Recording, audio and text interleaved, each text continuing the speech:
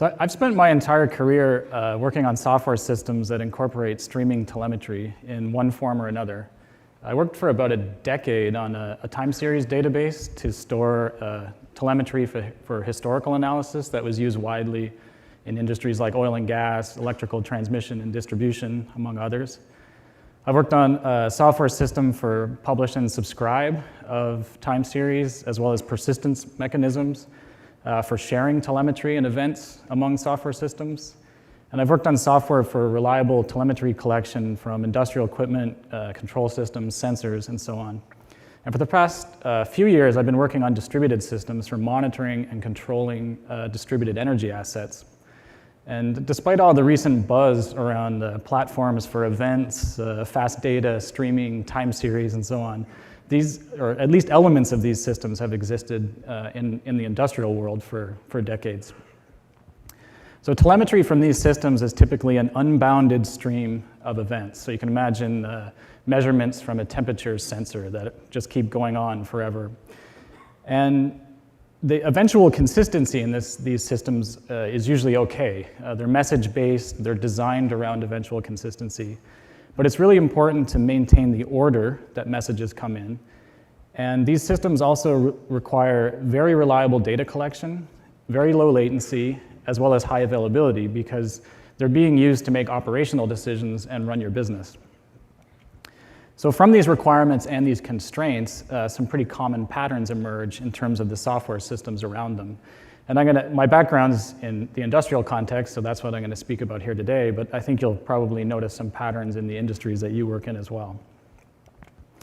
And what I'd like to talk about is how powerful the Akka Streams API is for addressing these common patterns in support of building extremely reliable, scalable, and resilient systems for streaming telemetry. Now, this is a very introductory talk. It's intended to be very introductory, and it's targeted mainly at application developers. So if you're brand new to Scala or Akka, I hope you find this talk very approachable. If you're familiar with Akka, but perhaps you haven't used the streaming APIs or you're not familiar with systems that stream telemetry, I hope you find this a valuable talk. If you already know everything I'm going to talk about here today, then maybe you can look at a few pretty pictures. And maybe this is the talk to take to your colleagues or your boss if they're not yet convinced to use the Akka Streams API.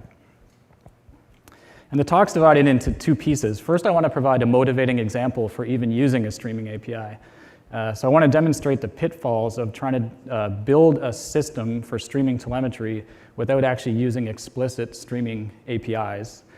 And then the second part of the talk, I'll explore these common patterns that the Akka Streams API helps us address. And I'll conclude by revisiting the motivating example in light of the Akka Streams API. And just before I begin, just a disclaimer that the opinions here are my own. They don't necessarily reflect my current employer or any of my past employers, so if you're going to tweet about this event, hopefully you can respect that.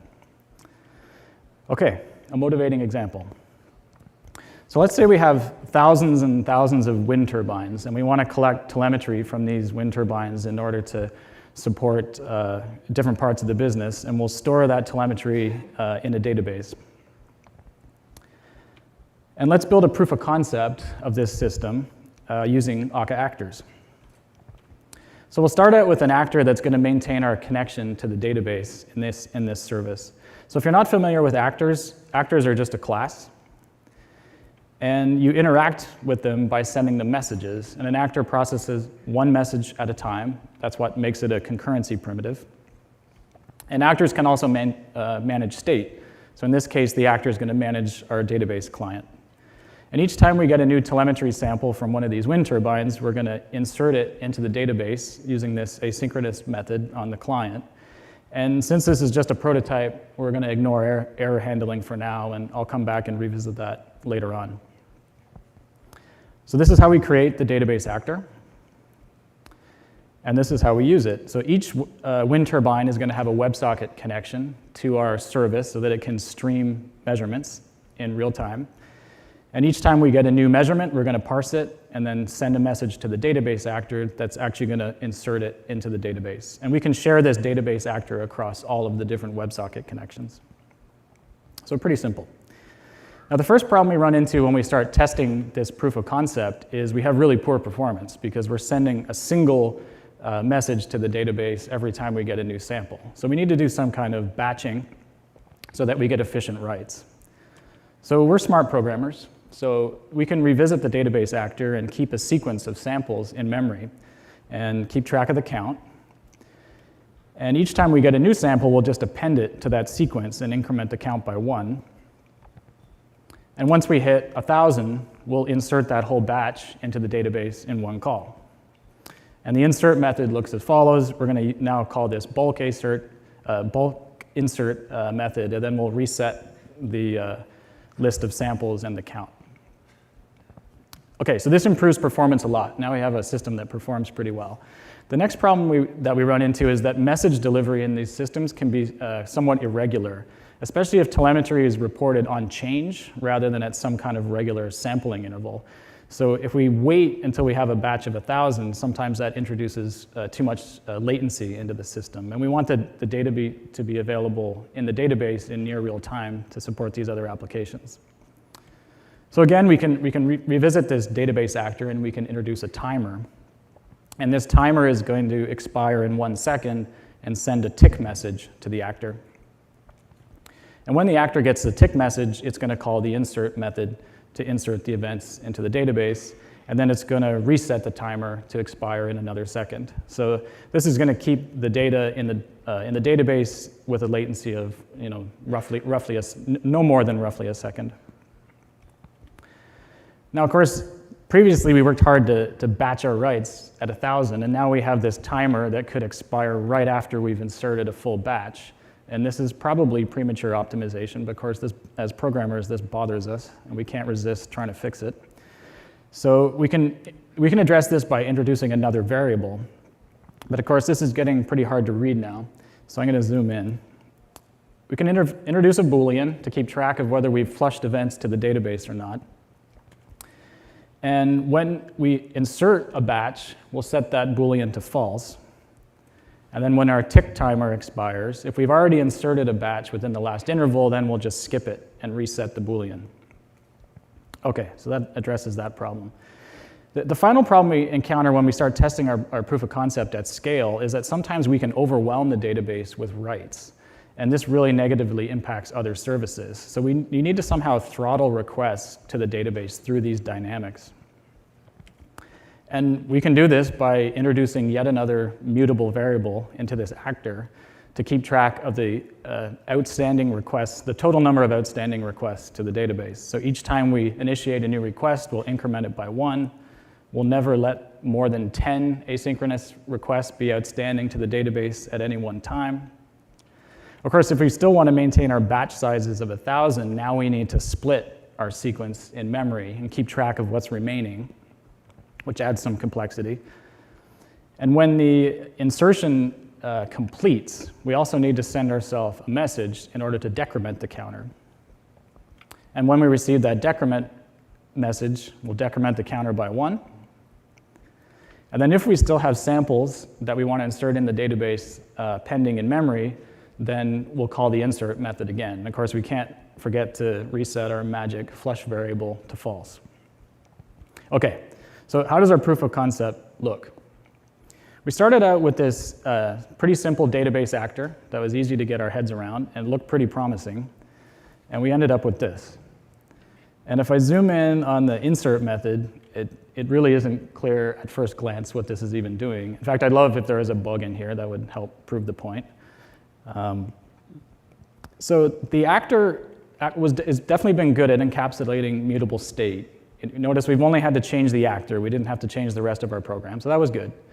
And we haven't had to worry about thread safety, and the timers were easy to use in the actor. So those are all pros. But if we take a step back, we're having to deal with the same old multi-threaded systems programming problems that we dealt with in Java and C# and C++ for years. We're having to manage concurrency, we're having to manage our samples in memory, and we're having to implement flow control.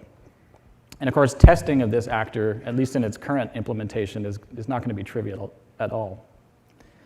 And I haven't even considered error handling yet. I ignored that, so that's going to add even more complexity, especially if we need to maintain order of the samples, because a lot of these telemetry systems, you need to maintain order even in your error handling, which adds a lot of complexity. And of course, we've done a good job to throttle the calls against the database by keeping track of the number of outstanding requests, but we've done nothing to throttle the calls against our proof of concept service itself. And by default, actor mailboxes are unbounded. So with thousands and thousands of wind turbines,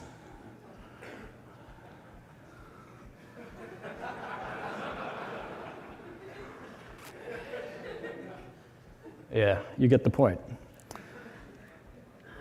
So if we look at our proof of concept, it looks pretty shattered, actually. And I'd say so's our faith in actors, at least for streaming workloads. And we have to go back to the drawing board. So I just want to briefly summarize the reactive streams, and then I'll look at the patterns with the Akka Streams API.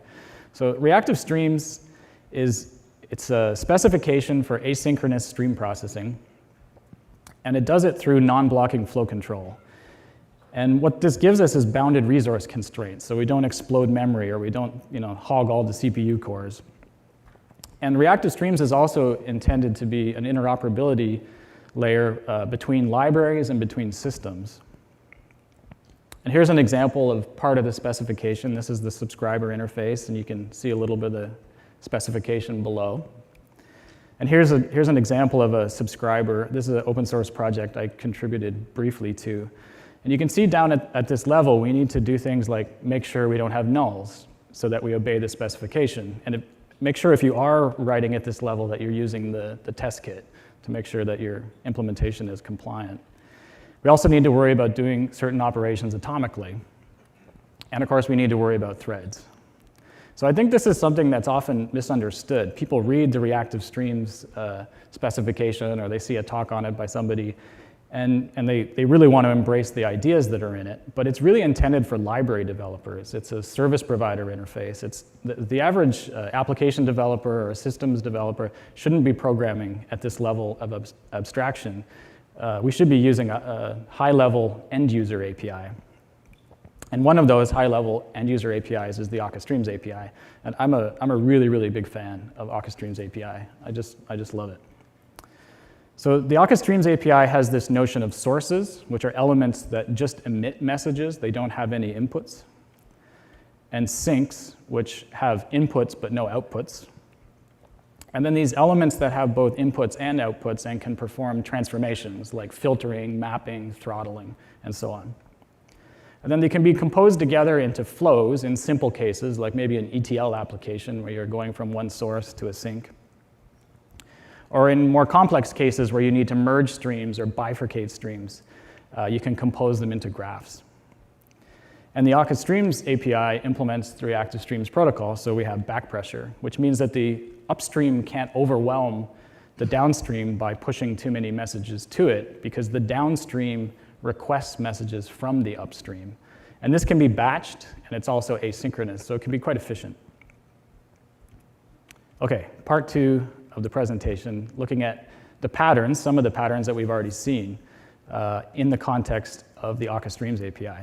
And for each one, I'll try and provide a self-contained little example that demonstrates it, as well as a visual representation. So the first pattern we've already seen, and that's grouping. And you can do this in the Akka Streams API with the grouped element. And the way it works is you set a group size, and it will buffer up elements until it hits that group size, and then it emits a sequence of elements downstream. And what it looks like in code is the following. So here's a source that's going to tick every 10 milliseconds. And then I'm going to construct a sample that has the current time and a random value to represent telemetry. And then I can group those into a batch of 1,000, and then insert them into the database in bulk. And I'll just run it with sync ignore, since I'm not worried about the result in this case. Now, one of the problems with grouping that we already saw when we were building the proof of concept with the actor was that sometimes grouping introduces too much latency, and we also want to have a timer. And the way you do this with the Akka Streams API is the grouped within element. And grouped within is as easy as replacing grouped with grouped within. So the way this will work is it will emit in sequences of 1,000, or if it hasn't received 1,000 elements within 100 milliseconds, it'll just emit what it has so far. So you have low latency downstream. Okay, the next pattern is disaggregation. This is really common, especially like in things like IoT, where you have a device that can be offline for quite a while, and it's going to buffer up a lot of messages. Or perhaps a gateway that is reporting, that's aggregating measurements from many sensors into one message, and you want to disaggregate it.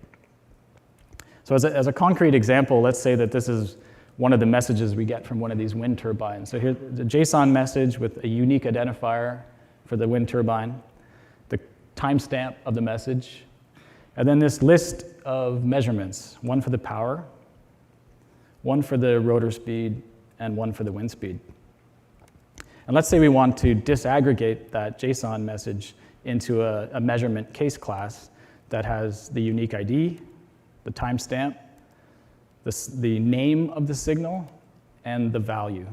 And we're going to create one of those for the power, one of those for the rotor speed, and one for the wind speed.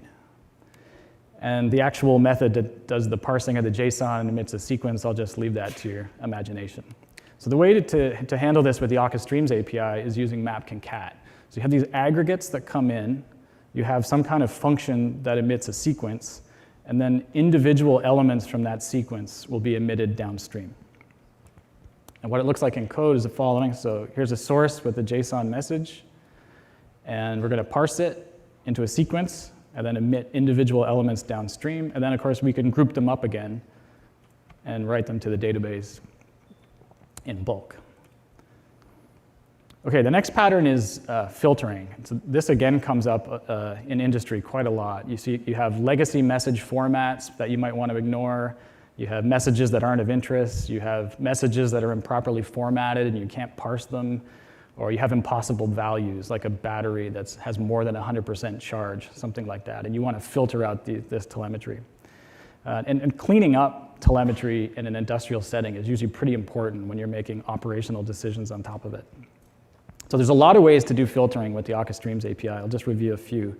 The first one is filter, which works just as you expect. It just filters out certain elements that it doesn't emit downstream. And the way it works is by taking a predicate. So here's a source that's going to emit integers from 1 to 10, and then it's going to filter them out based on this predicate. So if it returns true for the even integers, those will be emitted downstream, and false for the odd integers, they'll be filtered out. And of course, in this case, we can write more succinctly as follows. Another way to do filtering is using collect or collect type. The way this works is it takes a partial function and it filters out whatever elements that it doesn't match on. So this is the equivalent of the filter case that we just saw implemented as a collect. The other thing you can do in collect is you can operate on the element as well. So here we're transforming it into a string.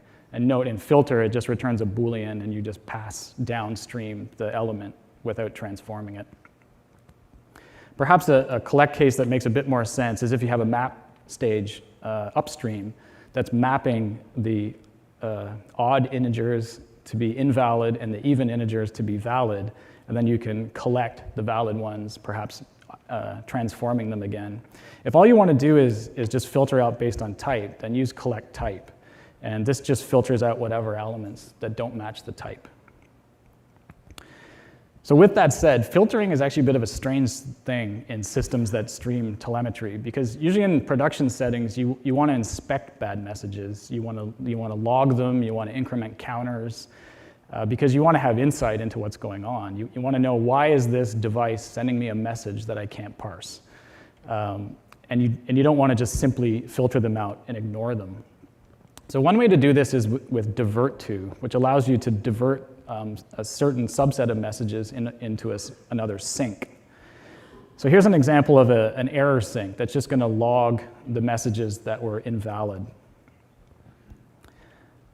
And then we can use an either with the left side representing the valid and the right side representing the invalid. And then we can divert the invalid ones to our logging sink that will log those, and then pass the valid ones downstream and just operate on those normally. And just one other word on filtering that's worth mentioning.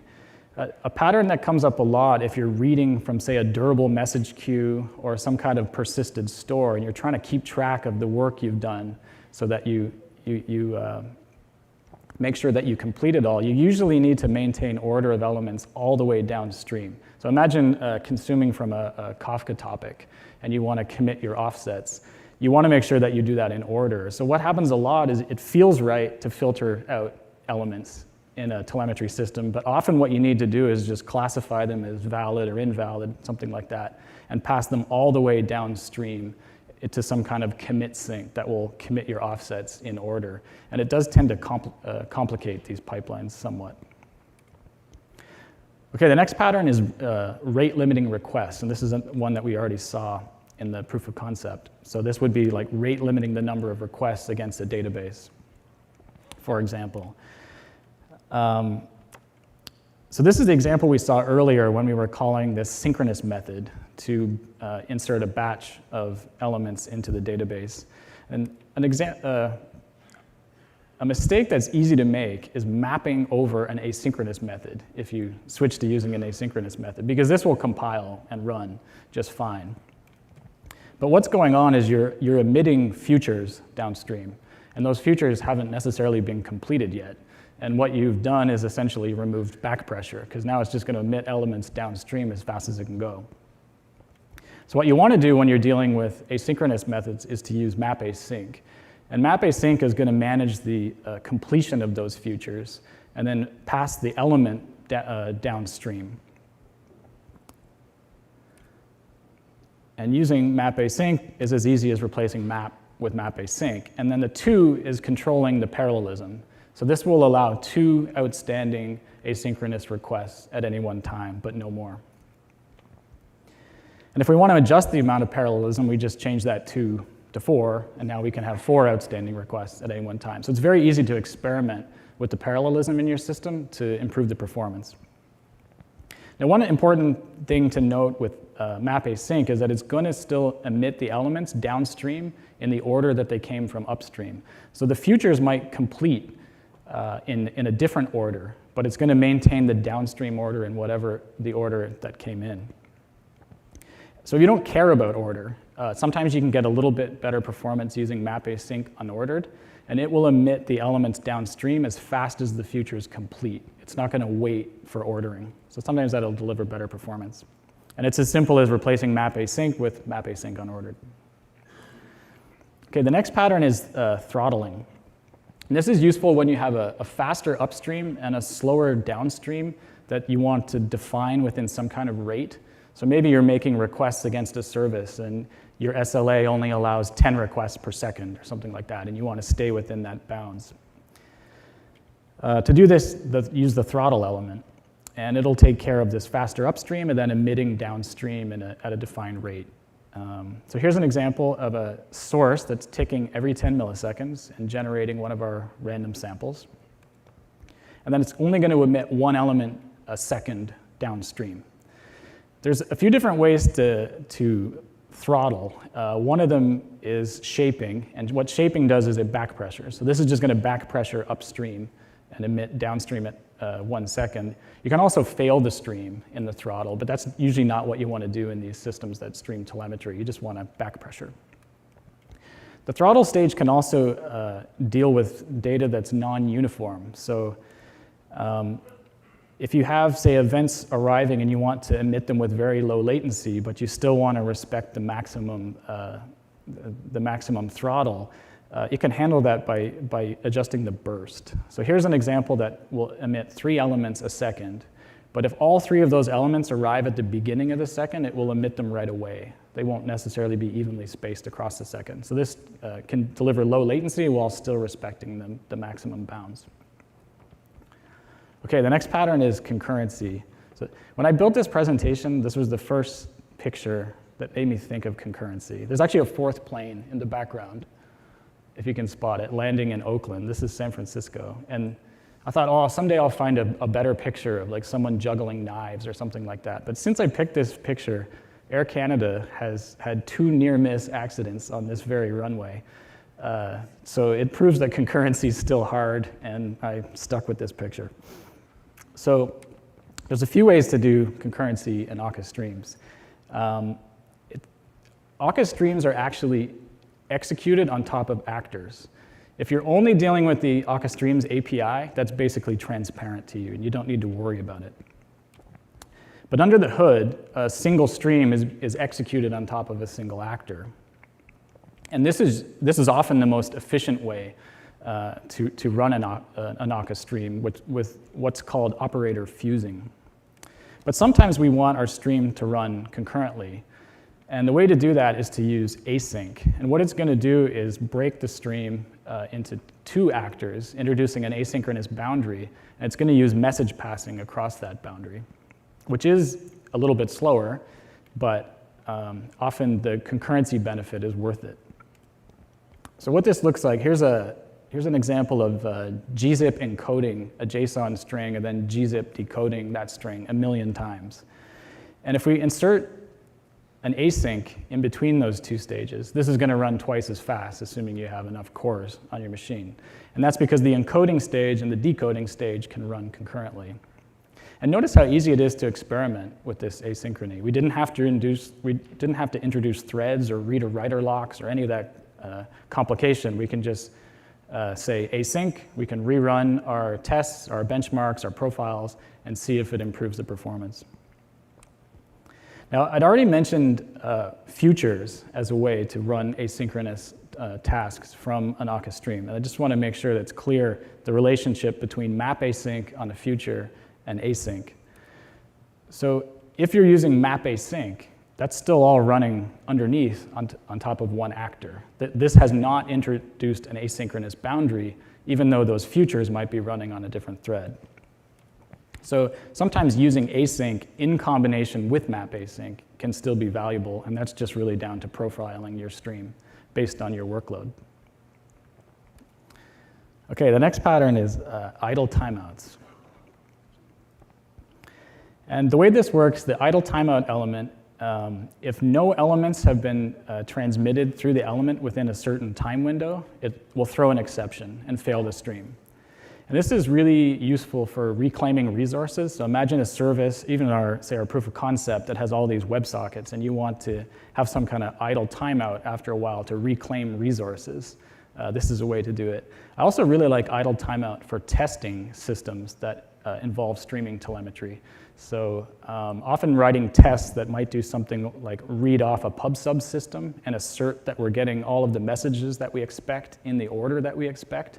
And it's easy to build in an assertion that, hey, if I expect a message every minute and I haven't got one in a couple of minutes, something's wrong. This stage can be really useful for that. What it looks like, here's a source that's going to emit one of our random samples every 10 minutes. And it has an idle timeout of 1 minute. So of course, this is going to fail. And it'll fail with a timeout exception, and then we can take some kind of action. So this would be valuable to get visibility into, say, behaviors of certain devices that are behaving differently than we expect. Okay, the next pattern is also one that we saw in the proof of concept, and that's having some kind of notion of periodic events. The way to do this with the Akka Streams API is to use a source, and this source could emit heartbeats, status messages, pings, and so on, and then just merge those into the rest of the stream that has the telemetry. So here's an example that has a source that's going to tick every minute and generate a status message. And again, our random samples being generated every second, and then we just merge the status message in with the rest of that stream. And now we have that periodic message inserted with the telemetry. Okay, and finally, the last pattern is watching termination. So watch termination actually doesn't do anything to the stream. All it does is it just basically inspects what's passing through it. It doesn't modify the stream in any way. And it allows us to take some kind of action when the stream completes through a future. So here's an example. This is right from the Akka Streams Akka HTTP documentation. This is the greeter WebSocket flow, which is just going to respond to whatever text you send it with hello. And it can be hosted in a HTTP route as follows. And we can wrap that greeter flow with a watch termination. And that can allow us to do something like log a message or increment counters when the WebSocket terminates. And we'll know whether it terminated successfully or terminated with a failure. And otherwise, we're not interacting with the stream in any other way. Okay, so those are the patterns that I wanted to look at: grouping, disaggregation, filtering, and so on. And with those, let's revisit the proof of concept that I was trying to construct in the beginning of the presentation. And if you recall, we had these thousands of wind turbines that are reporting telemetry to our service, and trying to store that in a database. And we built a proof of concept using the actor model, where basically we would send messages to a database actor, and it would handle all of the interactions with the database. And we ended up with this fairly complicated actor handling grouping, throttling, periodic events, and so on. So I can basically take everything that database actor is doing here and replace it with these two lines from the Akka Streams API. So this is going to still group the messages in batches of 1,000, but it's not going to wait any longer than a second to emit. So we still have low latency. And it's going to make sure that there's no more than 10 outstanding requests to the database at any one time. So basically what we were doing in that actor. So all of this code that we had to write replaced by this. And of course, this also got rid of all the mutable state that we had before. Now we don't have any mutable state, which is great. And this also has flow control. This is flow controlled through the whole stream through the back pressure that we get from the reactive streams. This also has better error handling semantics. It's kind of out of the scope of this presentation. I'm not going to go into it, but handling errors here versus what we would have in the actor brings some nice benefit. And note that we didn't need to rewrite a bunch of code. All I did was delete code. And basically, I took our business logic and put it in a streaming context. In terms of testing, I don't feel I need to test grouped within or the map async, whereas in our actor approach, I would have had to test all that logic. I trust that the Akka team has done that for me. Generally, just need to test the business logic. That said, the Akka Streams also has a really good test kit where you can give it a known sequence of inputs and then make assertions about the outputs from your stream. So you can basically unit test your streams end to end in most cases. Okay, to sum up. So Akka Streams API is provides high-level streaming constructs. And as we saw in the proof of concept, these are conceptually easy. It's conceptually easy to throttle.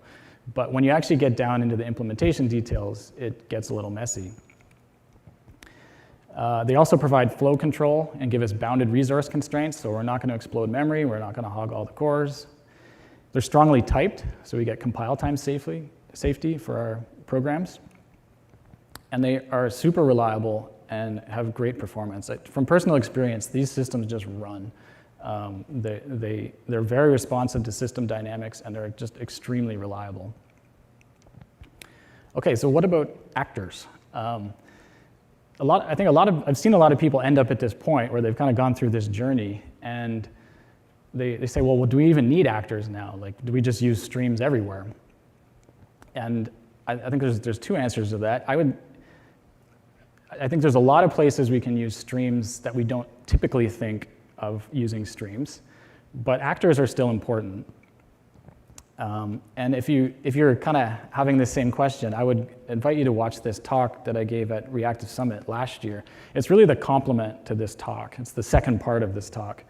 And it'll show you how actors are still useful for managing the life cycle of streams, show how actors are useful for distributing streams in an Akka cluster. Perhaps your workload is bigger than one machine, or you need high availability. And it shows how actors are still useful for managing state that is sometimes difficult to do in a stream. And actors are still valuable for modeling too, I think. Like if you want to have this notion of a digital twin representation in an actor, that can still be really valuable complementing streams. Okay, this is me on Twitter, if you're into that, and my blog. I try and write one blog article a month, either on software or something to do with teams or organizations. If you want this presentation in written form, I would refer to those two blog articles there. And if you're interested in working on these kind of systems, come talk to me because we're hiring. And I think we have time for questions, actually. So if we have a set of events in some kind of store or like Kafka or RabbitMQ, and I want to like process the message through, and at the end, if it fails, I have some kind of semantics on that nature. I can't just forget about it and assume everything's fine. How would I do that in a streaming context? I would check out Alpaca project. Alpaca has connectors to all sorts of systems. They have an AMQP connector. They have a Kafka connector. No, that's fine. The question is more along the lines of I start processing at the end. I want to know whether it succeeded or failed, and at that point, I'll either log a message or I'll save it to a database or something. How, like the state throughout the processing pipeline, it's not clear to me how I'll maintain that message I picked up at this point is failed, it succeeded. It's not really clear to me. Sorry, I'm having a hard time hearing. I think the speakers go that way. Could someone interpret? Okay. So once I've picked up a message, how do I know, how do I keep track of the fact that I have finished processing that one message and take some action on it? Because there's a big gap between the time I picked up the message and by the time I'm done with it. I mean, first off, I would encourage you to not have to rely on that. I would, if at all possible, design your systems to be idempotent downstream. It makes life way easier. And then you can do things like, use Kafka, commit offsets. You might end up processing a few messages twice. The system doesn't care. It's super reliable. Unless there's a real reason to not do that, I would absolutely design your system that way, because it gets way more complicated otherwise. One of the benefits that I've found with using actors is you can create relatively complicated structures like an aggregate root to have very simplified logic for processing something.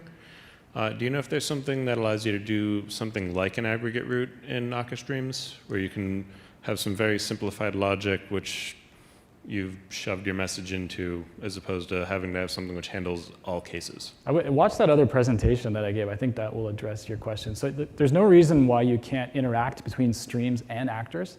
So if that's really a natural construct for you to build within an actor, you can always take a message from a stream and send it to an actor and get a response through a future. And then you just map async over that. And now you have, it's incorporated into the stream, and you also have back pressure throughout it. And that's basically what I talk about in that other presentation, is that kind of modeling. Thank you. Cool, thanks. Maybe one more? I'm kind of new to Akka, I guess, and this almost sounds like a DSL for code at this point. And if that is the case, are there actually tools to build code out in this way in terms of GUI drag drops or just see visual presentation, stuff like that? Like, not that I know of, but I mean, certainly nothing would prevent someone from doing it. Like I've used MATLAB Simulink in the past, where you kind of, you drag and drop sources and syncs and transformations. Like, there's no reason why someone couldn't go and build that. It'd be a neat way to program Akka Streams. Even if you end up building graphs, like, I don't have an example here, but they kind of describe themselves visually, even in your source code. But yeah, I think a graphical editor for Akka Streams would be, I don't know, it'd be neat to see how far someone could take it. My experience doing that with MATLAB was it's fun up to a point. And then when you really want to do something serious, you need to start writing the code. And it's kind of a way of onboarding, but not necessarily building something that's too complex. But that was also, I don't know, almost 20 years ago. So maybe we have better software now. Thank you.